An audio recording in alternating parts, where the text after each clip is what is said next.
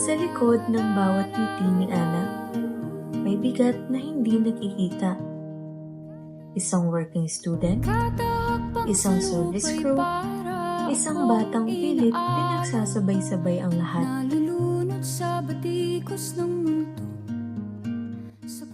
Anak, bakit parang wala ka sa sarili mo? Saka ang galang ka na lang namin makasama. Hindi ko na alam. Every night shift ko sa work. Tapos kauwi ko, kailangan ko pang gawin yung mga project. Nakakatulog na nga akong may hawak na ballpen eh. Hindi na normal yan, Ana. Hindi ko na alam uunahin ko. School ba? Trabaho ko? Kung sarili ko?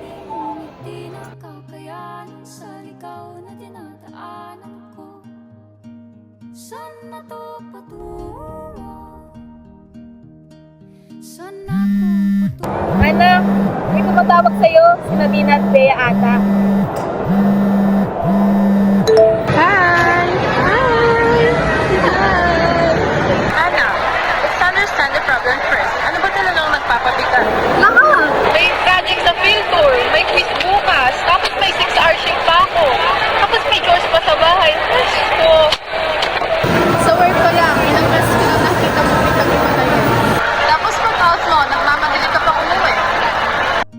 At doon nila nakita ang tunay na problema. Hindi si Ana ang mahina. Sobra lang ang bigat ng pasanin niya.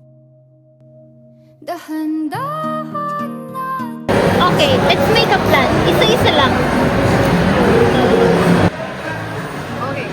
Una, project. Then quiz. Review work. Then chores. Hindi talaga kasha.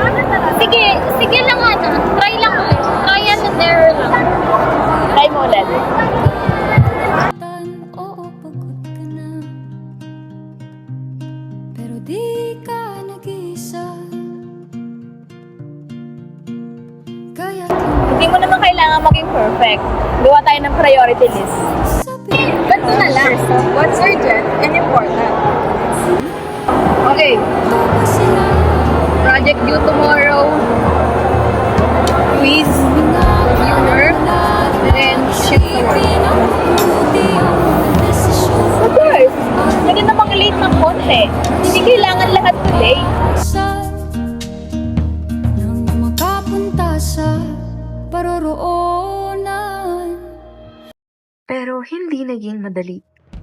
Kahit may plano, kailangan subukan. At minsan, bumabagsak pa rin. Walang malinis, halos puro polusyon. Parang ako raw na konsumisyon.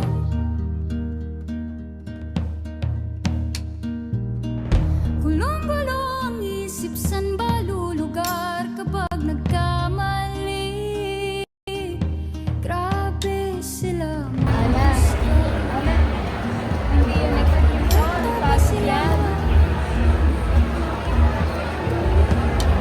Huminga ka ng malalim. Ayusin natin si Kayo mo, Isipin ang mabuti ang mga Organize mo muna yung papers mo. I'll guide you.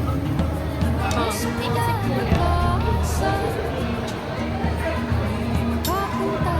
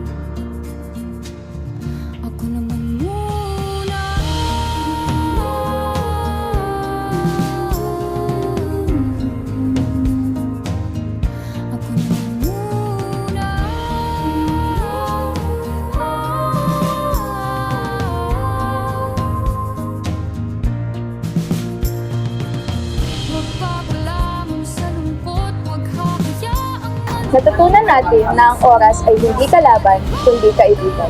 At ang burnout ay hindi hudyat ng kahinaan, kundi paalala na kailangan natin huminto at namahinga. Bigonia's 4 steps: understand, plan, execute, and reflect. Kaya natin harapin ang bigat ng araw-araw.